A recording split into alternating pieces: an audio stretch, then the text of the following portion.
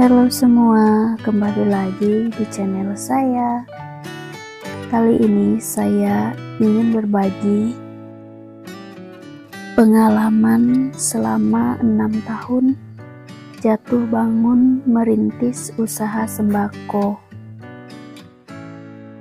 Sebelum lanjut ke pembahasannya, mohon dukungannya dengan like, subscribe, serta menekan tombol loncengnya agar kalian bisa mendapatkan informasi seputar usaha sembako di channel ini.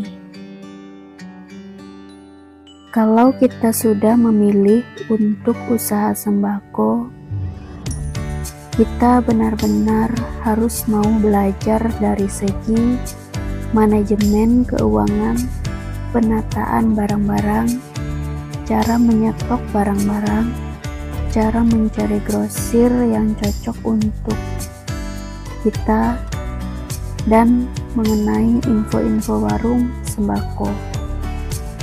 Karena warung sembako ini semua orang bisa tiru, tapi tidak semua orang bisa menjalankannya dengan baik.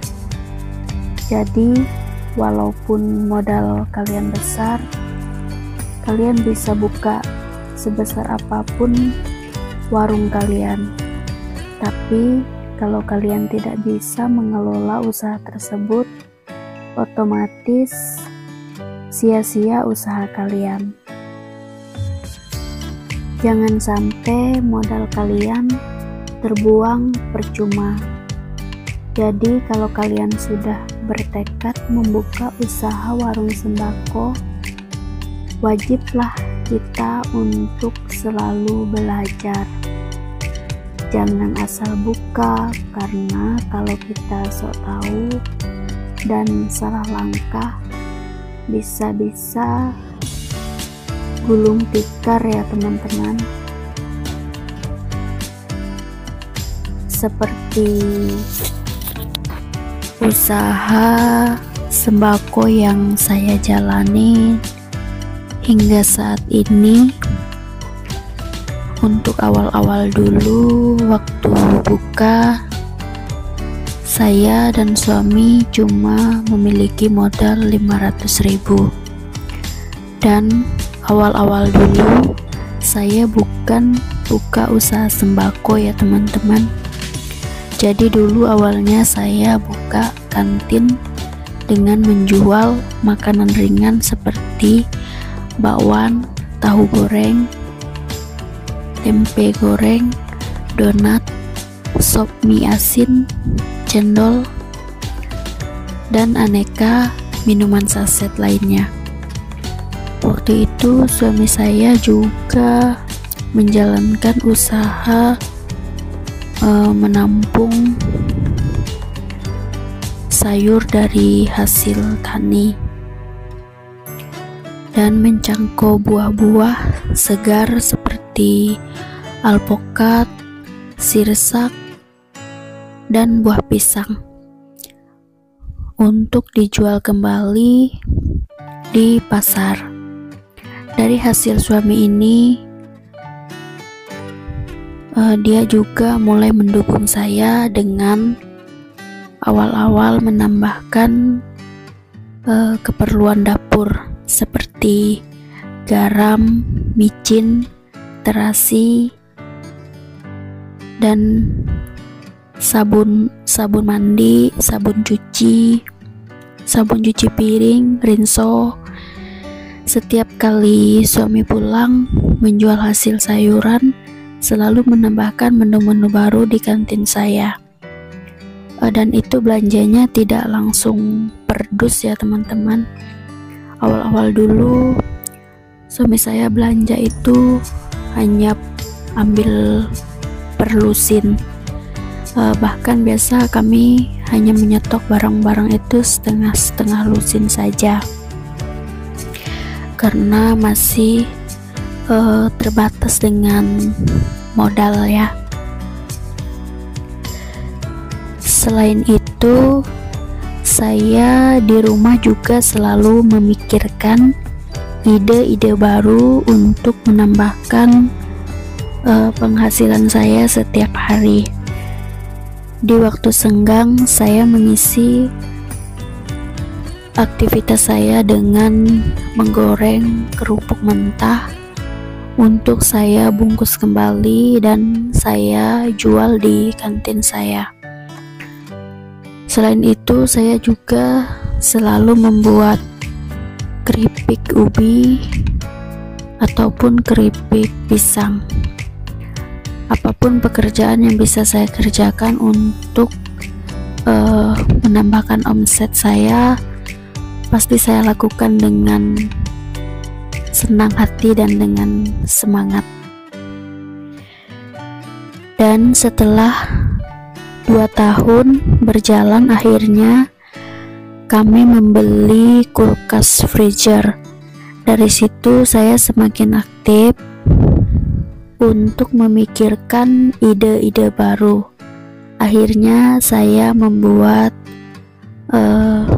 batu es, karena ini freezer ya, jadi bisa membuat lebih dari 10 buah batu es untuk diecer kembali ke masyarakat.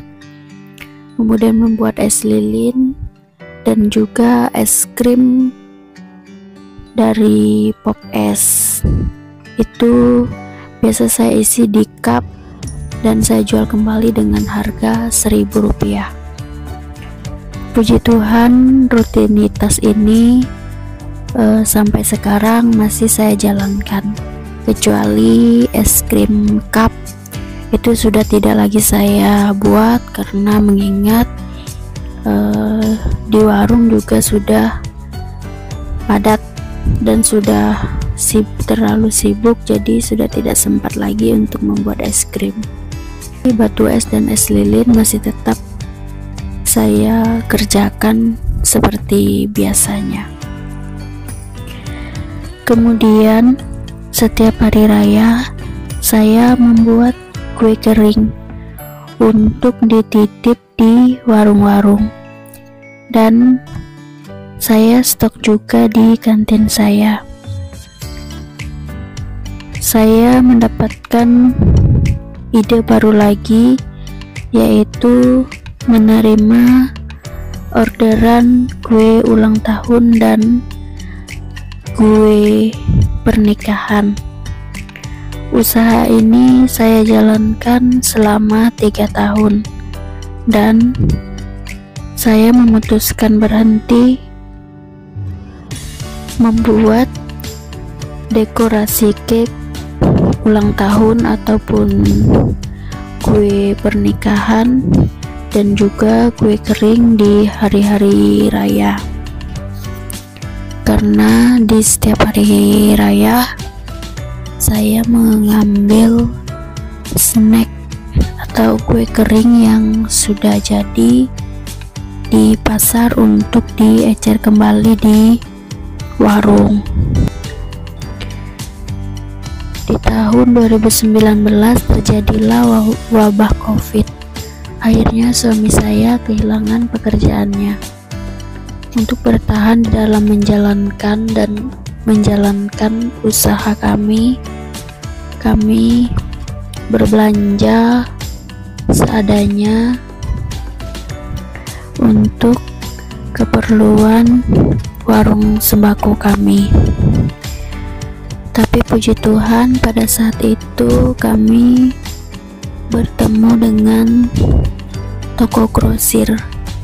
Karena sudah tidak ada modal untuk meneruskan usaha, akhirnya suami mencoba untuk membicarakan hal ini ke bos tersebut, karena peluang usaha di tempat kami sangat bagus dan untuk penjualan juga lancar. Akhirnya kami mendapatkan tawaran untuk menjual barang-barang grosir tersebut. Di tahun pertama dan kedua aman, tapi di tahun ketiga kami dituntut harus membayar bon lama dengan jarak waktu di luar nalar. Berhubung barang-barang masih banyak, akhirnya kami memutuskan untuk mengembalikan barang-barang tersebut, dan kami memulai untuk berusaha kembali dari nol dengan modal pribadi. Hingga saat ini, meskipun barang-barang ala kadarnya, tapi kita bisa bekerja dan berusaha dengan tenang tanpa ada tuntutan atau dorongan dari pihak luar. Kejadian ini tidak membuat kami putus asa dan berhenti begitu saja dalam menjalankan usaha warung sembako kami. Selama 6 tahun menjalankan usaha warung sembako ini, begitu banyak juga tantangan dan rintangan dari masyarakat di sekitar kita. Mental dan juga batin kita benar-benar dihajar oleh setiap perkataan orang-orang yang tidak senang dengan kemajuan atau perkembangan usaha kami. Kami tidak merespon setiap omongan-omongan orang yang kasar terhadap kami. Lebih parahnya lagi, di saat kami memberikan bon kepada setiap pelanggan karet kami, ada beberapa orang yang bermasalah yang ketika diajak totalan bon dan diminta untuk menyicil, justru